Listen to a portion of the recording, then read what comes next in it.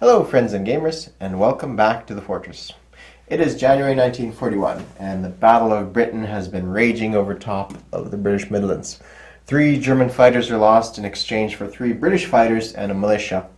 Next turn, will we see some more German aggression across the British home islands? Perhaps. The Russians are hyper-aggressive and took out Norway. That's one big move. The CCP, on the other hand, the other communist nation, has captured Kwangtung and squeezed the Hong Kong, or the KMT forces into Hong Kong. The Japanese positioned themselves last turn to attack America, but the Americans responded with the San Fran mousetrap strategy. But now, the Japanese have depleted their forces here and aren't that much of a threat to Sydney, or for that matter, to San Fran, which means the bulk of their attack is going to come in this direction, towards Calcutta, Singapore, and perhaps Hong Kong. That's what's been happening so far. The Russians are also beefing up their border here in Trans-Caucasus, which is going to be quite scary. And on the Atlantic side, the American fleet maneuvers off the Panama Canal. Now, there was some confusion last turn with what different nations can do. You've seen I've corrected these ships here. They are now back in Sea Zone 30. I had the coastal subs out here in Sea Zone 22. They're now back to 30. But these ships can go here after some debate. They can go there. They have reached their income level of 35, so they can go to that position. There's a few other questions that have come up, in my mind anyways, and let me just touch on them here. So, General Hand Grenade has been quite helpful with a lot of these questions. He's been my go-to guy for rule reference, and I'll just mention 2 rules that I've discussed with him. The debate was, can this Free French cavalry capture this Madagascar island? Say if on the next turn I come here, pick up this guy, can I throw him across to this area here?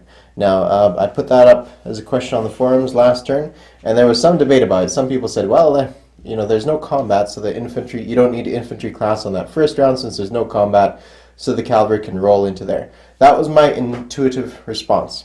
Ozark Outpost, another esteemed YouTuber, was correct though, and when he said that it's still considered a combat move, a combat round, so only infantry class can go here, which took General Hand Grenade and myself by surprise, because my way of thinking of it is something like this. If you have cavalry, like this cavalry represents, I don't know, we know the infantry represents about 30,000 men according to the rules. I think it says somewhere in the back here how much everything, the value of everything is.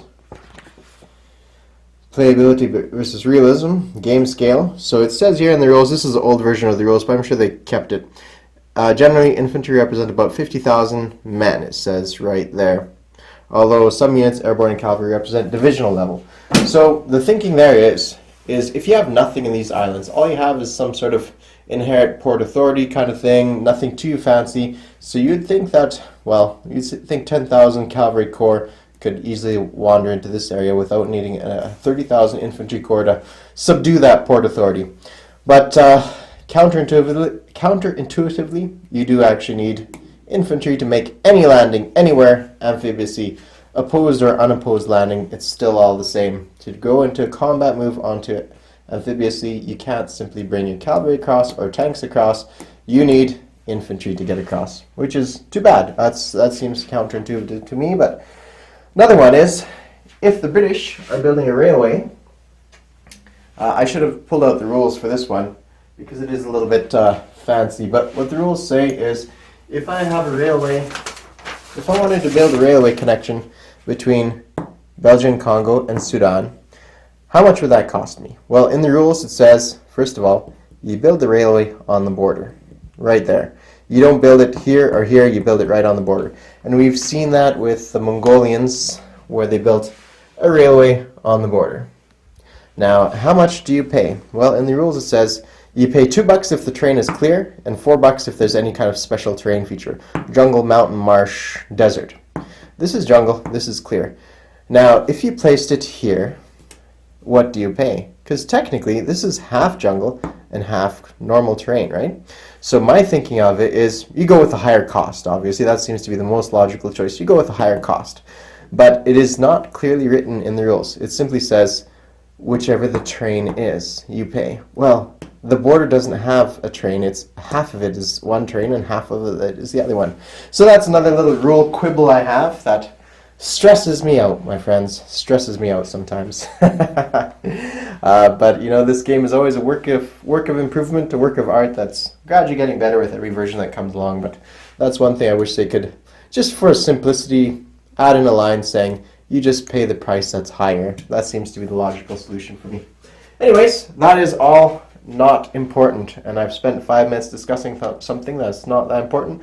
The reason being is I'm not doing too many attacks this turn, so I thought I'd afford myself a bit of time to look into that. Let's go to the economic table.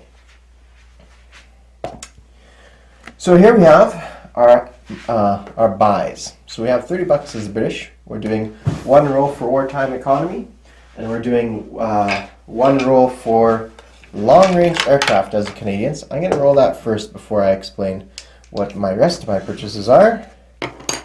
So this will stand for wartime economy, the red, 4, and then we need long-range aircraft, we need 7. We succeed with long-range aircraft, so we're now at stage, what is it? We're at stage 3, long-range aircraft. So that's 1 par for the course, so that's not too bad. Kind of expect. I wish I would have had that wartime economy. It would have been very beneficial to me this turn. So what we're purchasing is 3 infantry, finishing our airfield in Gibraltar, a minor factory, a railway. Now this one's going to go into mountains, or on a mountain. Well, it's going to go on a border, half of it being in mountains, half of it being in normal terrain, so therefore it's going to cost 4 bucks. And I'm building 3 infantry. Now here I'm finishing a fortified line in Hong Kong. I'm upgrading 1 infantry from 1 militia into an infantry. I'm building 1 regular infantry and 3 militia. The Anzac is building 1 infantry and 3 militia. And the Canadians are doing something special. They are building their Aerodrome of Democracy. Now if you are a Canadian, you might be familiar with this part of history. Canada didn't do too much in World War II, well, in the sense of boots on the ground fighting in Europe, but it had a huge amount of armed forces in Canada itself. Actually, at the end of the war, I believe it had like the 3rd most powerful Navy, well, at least Air Force, 3rd most powerful Air Force, and possibly even Navy if memory serves. But their land forces were sadly lacking. So down here, Aerodrome of Democracy. If I start this air training plan, each turn eligible nations may build a single air unit at 2 IPP discount and place it in a territory in Canada not already training a unit. So eligible units are major powers, except USA, aligned with the Commonwealth. Britain is also eligible. So that means Britain would get to benefit. If I spend 5 bucks now, Britain would get to benefit by having a discount on their fighters for 2 bucks less per turn. So that's the idea with that. Now, I don't actually have, even though I'm the designer of the Canada expansion, I don't have the Canada expansion in my stock.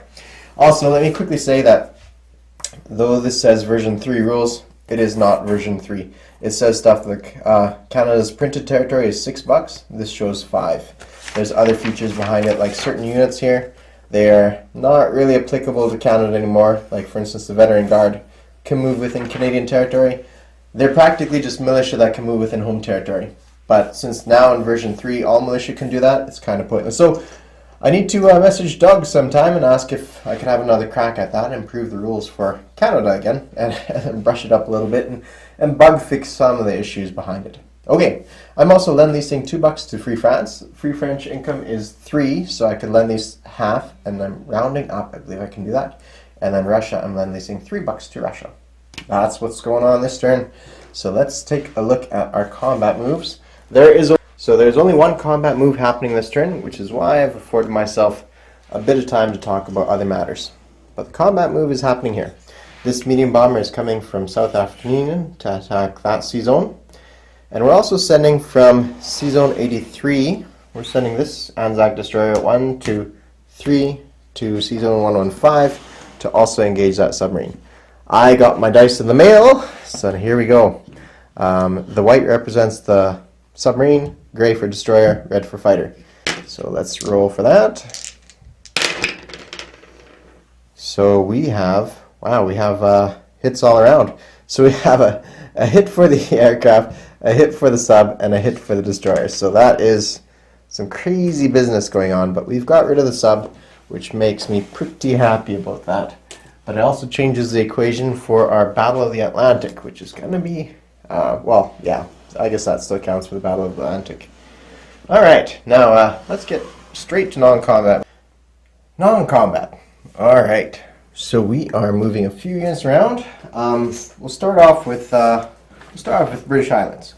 So first of all, let's move this militia from Northern England down to the British Midlands and rail this militia down to British Midlands as well. We're going to move this infantry to this position here, and we are going to fly these, we're going to fly these units here, grabbing one infantry down to Gibraltar. You all know where Gibraltar is. It's down here.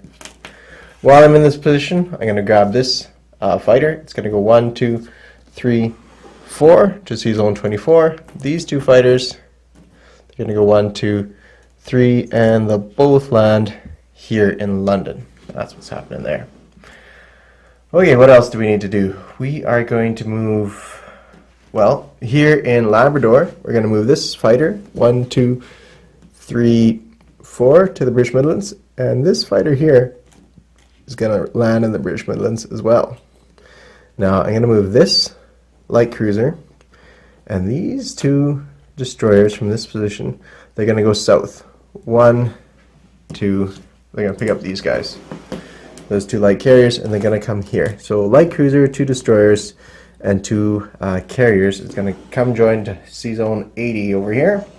The rest of this fleet is going north to sea zone 24. So from 33, the corvette, the coastal defense ship, the heavy cruiser, and the torpedo boat destroyer is going north to sea zone 24. This Fraser is joining down south here. That's what's happening there. Now everything here is in Gibraltar. It's getting kind of crowded. Over here, I've set aside these 3 ships. They're going to go 1, 2, 3. And the submarine is going to go one step further into sea zone 85 over there. 85. In fact, I may move the rest of this fleet there too.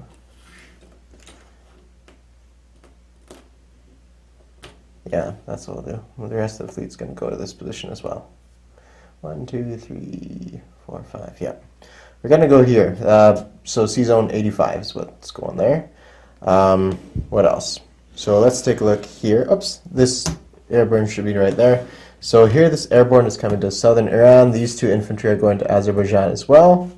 So going to park themselves right there. Actually, you know what? These 3 ships are going to stay in sea zone 83. Just the submarine's going to hang out here. There. Sorry about that. I had to pause for a second. Okay, this Belgian dude's going to come across to Sudan. And from South Africa, this guy's going to rail his way up to Belgian Congo. Right there, that's what's happening. Now, of course, this medium bomber is going to come from the sea zone and land in South Africa. And I think that covers this side of the globe. Yes. This side of the globe is covered, except for one kind of a little bit more controversial move here. And I know I say that often, and maybe I don't say it too lightly.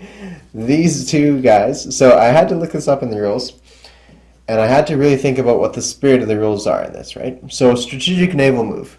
The question is, can I move with another person's ships on units on board? I think in the spirit of the game, because you could use friendly ports. So I think you could use your friendly points as well, your strategic naval move points to move friendly units as well. Free France does not have strategic naval movement points. So I'm using all of British points to move these 3 units. Now I don't know if that works or not. So if the developers do know, I scanned the rules pretty thoroughly, and it didn't say like definitively that it uses, as far as I remember, it doesn't use, it just says if you're carrying 3 units, then it's 3 points worth of stuff, right? 1 for the ship and 2 for the units on board. So I think in the spirit of the thing, knowing that you can use friendly ports, knowing that you can move with other people's units on board, I think I can strategic naval move this. If I can't, let me know, because there'll be something else I'll do instead of this move. But these guys are going to come from this port, and they're going to move 5 spaces. So 1, 2, 3, 4, 5. Off the coast of Madagascar, right there. Okie dokes. Right there, yep. Yep. Alright, so that takes care of that one. And a quick scan here doesn't show me anything I'm missing. So let's have a glance on this side. Okay, on this side. So if I can't move that British transport with the French units on board, I'll do something with this ship. But for right now, I'm going to simply pick up these 2 units here from Singapore and drop them off in Hong Kong. Now, I'm very thinly stretched on this side of the globe. I'm dealing with the CCP, I'm dealing with the Japanese threat. I can't protect everywhere, so I had to make a choice. Protect the KMT here, or keep the KMT forces alive to some degree. The way we calculate it, we would win this fight if the CCP attacked us next turn. We would lose this fight against the Japanese anyway, so we might as well, the way we see it, because we got a stack of infantry here, plus their shore bombardments, plus their surprise hit if they wanted to, and we would probably win this fight if they invaded us here. So Singapore could be lost, so that's why we moved our units across there. That's the idea behind that. Now, I'm giving stuff away here too, but no worries. So this submarine is going to go 1, 2, 3 to Nanking. And this coastal sub is going to come to this position here in Sea Zone 65, right there. So that takes care of all my moves as far as I can tell. Let me quickly think on something. Yep, I think that takes care of everything here. So let's start place units. So we'll start with the Anzac since we're looking in that direction. So the Anzac, we have 2 militia to place. We've got 1 infantry to place. I thought it was 3 for some reason. I may have accidentally pulled something off the board. So I have 9 bucks to spend. 1, 2, 3, 4, 5, 6, 7. Yeah, so I'm missing 1 out of my hand. Yeah, so I'll grab a chip. Now the Japanese are too weak to attack us now. They only got 2 SNLF that can actually hit this position. So we're going to place our 1 infantry here, and then we have 3 militia to spend. So we're going to place 2 in New Zealand, just to protect it from that SNLF if that's what they do, and then I'm going to place 1 in New Guinea. Worthwhile holding on to a few territories anyways. Next turn, probably don't need to put too much more militia down. I think that actually could be it. Far East Command. Now Far East Command, if you remember, has a fortified line that they're completing. They're upgrading militia to a regular infantry. They're placing 3 militia and 1 infantry. So the 1 infantry is simple. That's going to go right here, Calcutta.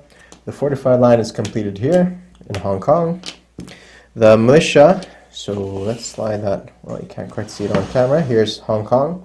So I'm placing 2 militia in Hong Kong.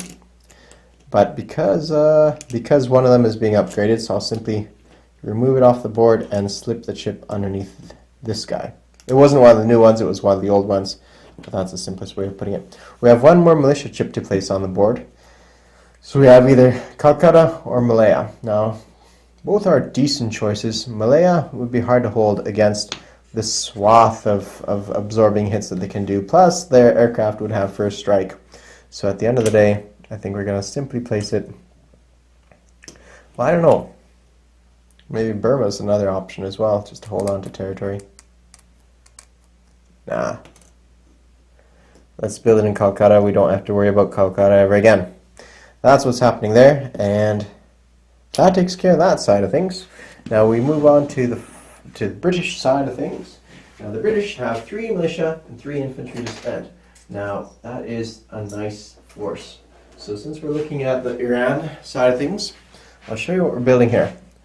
We're building a minor factory here and building a railway right there. Now, of course, this is on the border. This one's clear, so $2. This one's mountainous, so $4. You're building on the border, so we're just going on with a higher one. That seems to be the logical choice, and seems logical enough not to even have to say it. But it's I think the rules could add a line in there just for simplicity's sake.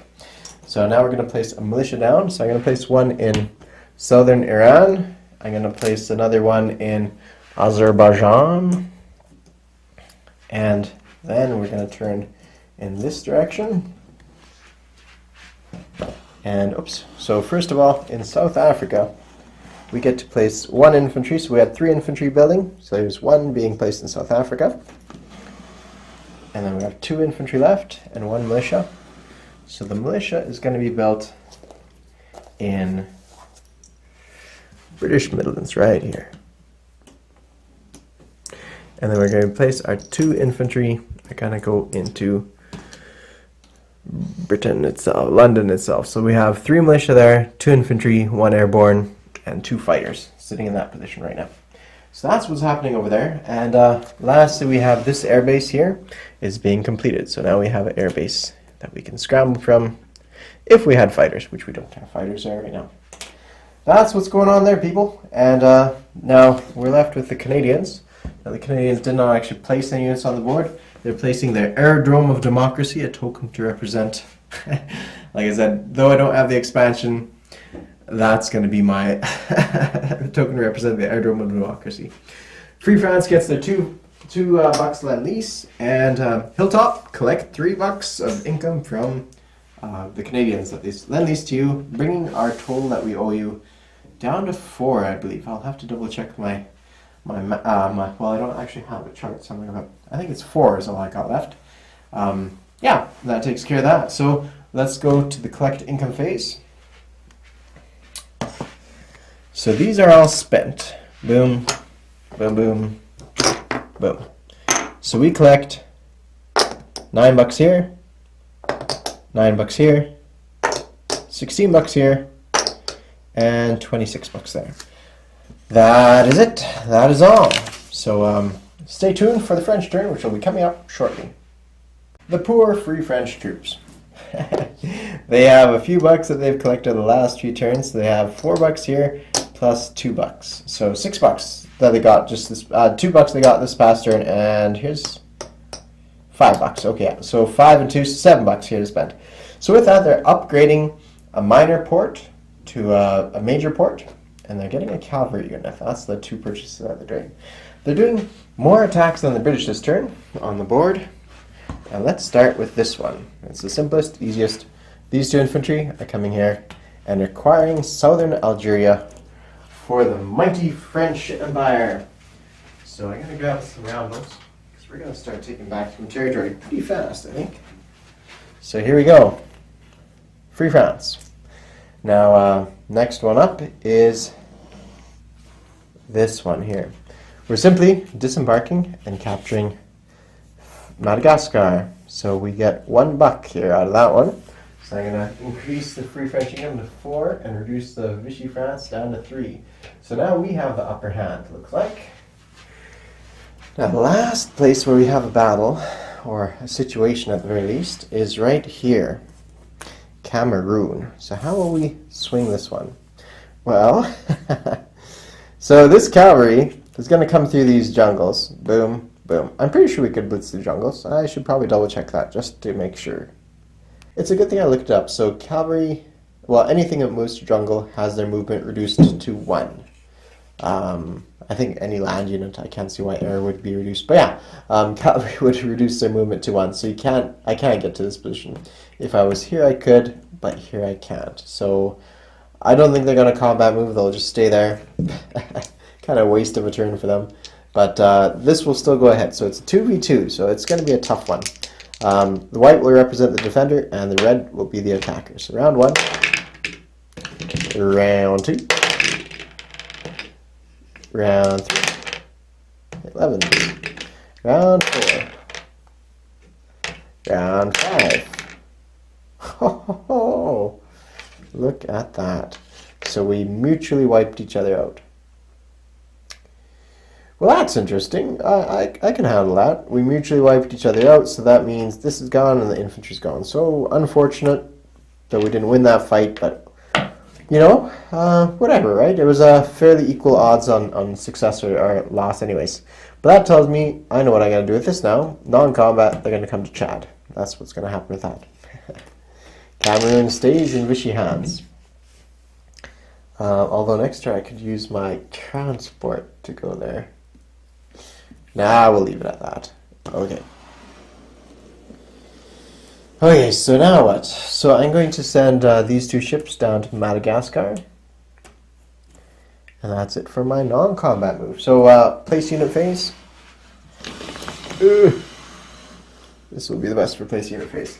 Okay, so we're going to spend our $7, spending 4 to upgrade this in Mauritania to a major facility, and then we're going to place our cavalry here in Algeria. So now we can threaten Tunisia pretty well. Now, if Vichy rolls a 2 or less, that's going to completely make our plans pretty interesting, but you know, whatever. They could also send their aircraft from this position south to here. If they do that, though, I mean, it only gets juicier target. For better or for worse, it just becomes a juicier target. So, 1, 2, 3, yeah. And then we could do something similar with the British transport if that was a legal move, and move those 2 units here and amphibious assault here against 2 aircraft. So is it worth it to them, or do they want to defend? Do they want to defend Marseille instead? Is that 1 buck worth it to Panzer King? Is it really? Okay, so at the end of the turn, oopsie daisy. At the end of the turn, the Free French collect 4 bucks. Boom. And I don't think they get any bonuses. I don't think the Free French get any bonuses whatsoever, which would make sense, but it's worthwhile checking out. Nope, no bonuses. That's it, that is all. Cool. So thank you all for watching. So the next person's channel will be Panzer King with the Italian turn. So it's well worth to watch. We'll see what the Italians do. The Italians are in an interesting position because this is just not getting any weaker, and they're just not getting any stronger. So what they're likely going to start doing is building some more transports. I think that would be what they'll do, because that way they can project their threat and I'll have to defend multiple positions instead of just one. Of course, whatever they build is going to be wiped out the very turn they go to war, but nonetheless, it's still they get one chance. They get one chance at something. I kind of wish we had minefields in this place where you could like sow borders, sea zone borders with mines. Say it has to be a coastal region, so Mediterranean could all be considered coastal. But say if you put a minefield here, then that means that my ships would have to go around to get to that position. Maybe in a later game they'll have lighter colored sea zones that will represent like areas you can sow mines, and then darker kind of regions where it's just the mid-Atlantic gap. You're not going to sow mines there. Maybe. We'll see. That'll be a little bit of fun. Anyways, check out Panzer King's channel, and thank you all for watching. Cheers!